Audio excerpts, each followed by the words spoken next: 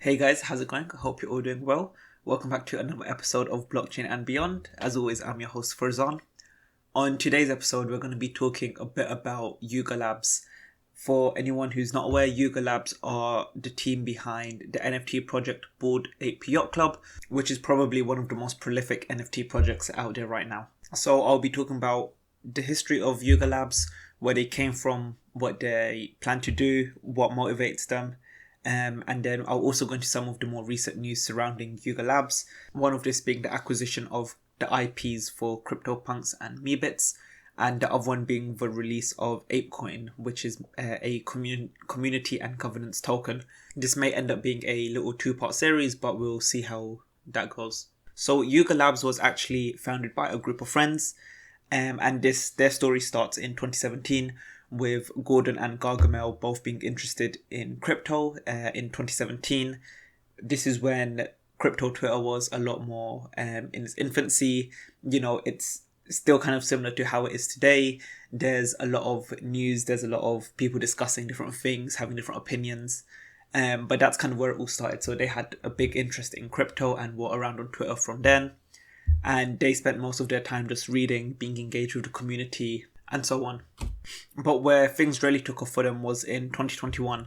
So there was a project called the Hash Masks, which was released, and both of them had heard of NFT projects before, like CryptoKitties and CryptoPunks, but Hash Masks felt something new, where the main selling point of the project wasn't the tech behind it, rather it was an art project that used blockchain and NFT technology as the medium.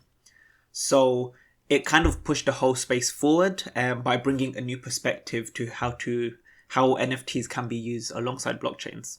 And then at the start of 2021, they actually reached out to two of their friends, Tomato and Sass, both of who worked as software engineers as their full-time jobs, to kind of help them with the ideas that they had. And as all of them learned more about NFTs, it opened up the possibilities for them via the technology. So it wasn't only just a way to create art and tell stories on a new medium, the medium being blockchain and digital assets, but you could actually prove that you owned a certain piece of digital artwork. And that same artwork could be used as a key to access new content, experiences, or anything else, and the NFT could also double as a membership to an exclusive club. And this naturally led on to the name of the apes being born. So I guess in crypto culture, going all in on projects, or especially smaller projects, is known as aping within the community. And with the goal of aping being putting all your money into a single project and hoping to make it big time. And that's where Bored Apes came from. They wanted something that would reflect the community as a whole. And then in April, that's when Bored Ape Yacht Club actually came to life. So there was a week-long pre-sale where each Bored Ape was sold for 0.08 Ethereum. And at that time, it was about $220. And during that week, only about 500 apes were actually minted. And then around May 1st or just before, all of the Bored Apes were actually minted in one night. And at this point, Bored Ape Yacht Club became the most used smart contract on Ethereum, even flipping projects like Uniswap, which typically have such a high consumption or usage of their smart contracts. And since May the 1st, they've kind of gone from stride to stride. So at the end of May in 2021, they actually did their first merch drop, which sold out in 6 minutes.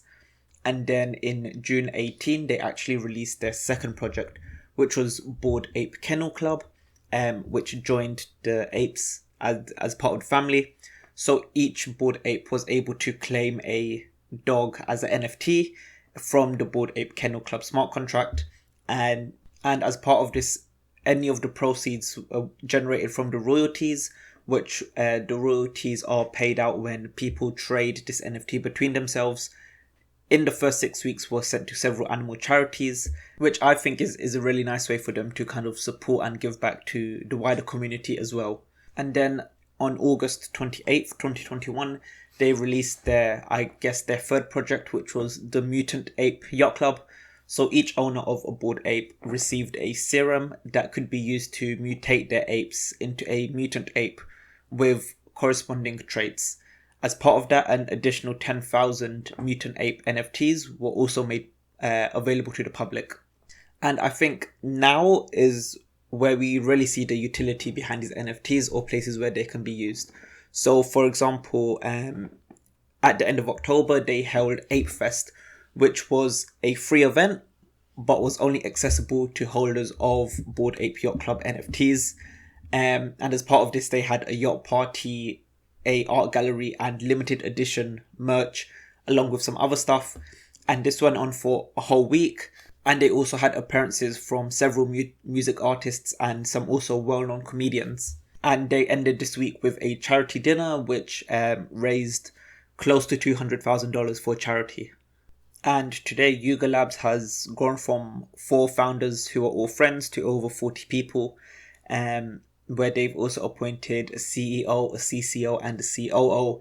And, they're all working as a team to actually expand the Yuga universe. So I'm quite interested to see where they will go in the future, especially with the longevity of the project in the next 5 to 10 years. I wonder how or what they will do to keep the project going and keeping people interested for long periods of time. So that kind of covers the history of Yuga Labs. But what I really wanted to talk about today was their recent acquisition of the CryptoPunks and Meebits NFT IPs and collections from their creators, who are Yuga Labs.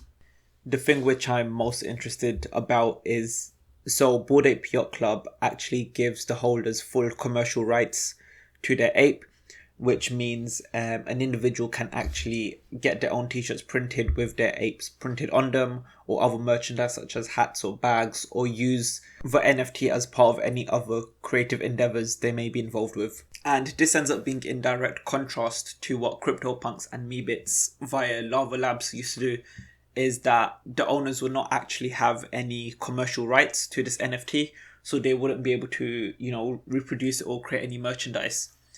But Yuga Labs have actually announced that due to their acquisition of these IPs, they will now give commercial rights to every holder of their NFTs, which is, a step further than Yuga Labs ever has done in the past. So that's quite an interesting development, especially for the creative space, because it allows people to collaborate with their NFTs and create new projects, whether that's a web series or some web comics. They can now make things which will represent them and the wider community that they're a part of. And yeah, just for a bit of, background and context, CryptoPunks was a project that was released in 2017, and there was 10,000 of them created, and users could actually mint these for free, and it was one of the earliest NFT projects, and also one of the most influential. And then in late 2020, the prices of these actually started to spike. So some of the rarest go for millions of dollars, and the cheapest now can be a few $100,000, which is still quite a lot for this piece of digital artwork. And what I'm hoping now is that this collaboration with Yuga Labs will actually give people a lot more utility with their CryptoPunks that they may own and that they are still holding. And now I wanted to actually discuss ApeCoin, which is like yesterday or the day before's news. So ApeCoin is being launched by ApeCoin DAO, which is a new governing body in which all of the holders of ApeCoin are members of, and it's meant to field proposals from the community which token holders can then vote on. ApeCoin can also be seen as an expansion of the Bored Ape Yacht Club universe, with Yuga Labs taking the charge and building an ecosystem for all of the NFT projects that they own, and potentially in the future integrating other NFT projects into their ecosystem. And ApeCoin was actually distributed by airdrops for all holders of the Bored Ape Yacht Club and Bored Ape Kennel Club. So all of these holders received these ApeCoins into their wallets, at which point the price actually tanked from when they first got dropped, as people made a rush to actually cash in their profits. However, some people have also ignored the long-term implications of this token. So as part of the tokenomics, you will be able to actually stake your apes and your other Yuga Lab assets to actually receive more ape coins. And these ape coins will actually be an important part of the ecosystem, whether that's to vote on new proposals for changes to the wider ecosystem, or even serve as a token for earlier access to new projects or as a means to purchase new apes. So ApeCoin can actually become the new medium in which new projects from Yuga Labs are actually bought and sold, meaning that you will need to actually transact in their token rather than in Ethereum. And Yuga Labs have also recently announced a new project called Other Side, which from their Twitter isn't too clear what it is. It's currently a cinematic of apes carrying out different activities. So it might represent a number of things. It could be a trailer for the ecosystem or metaverse that they're building, or it could also be something like a TV series or animated series that they're actually working on developing. And what I think will actually happen is if it becomes an ecosystem or sort of metaverse type scenario, that holders of these bored apes or mutant apes or even potentially CryptoPunks or Meebits will be able to get exclusive access to this world and actually be the first ones to interact with it. It's just quite hard to say where this may go. Yuga Labs have always kept most of their moves a secret, which I quite like, and Yuga Labs are kind of known for coming up with new and inventive ways of actually pushing the new projects or work that they're actually doing. Yeah, that actually covers most of what I wanted to talk about. I actually managed to cover it in kind of the space of one episode, which is pretty cool. I'm hoping in the future to actually sit down and have a talk with some NFT creators, especially from smaller projects, because I think they can also bring their own twist to it. So hopefully I'll be having some interviews soon with them. But yeah, that covers everything. It's been a pleasure actually learning a lot more about NFTs as a result of this episode, and actually researching where this field might go. As always, if you have any questions or if you're interested in learning more, feel free to reach out to me. It would be great to hear from you guys. But yeah, as always, until next time, goodbye.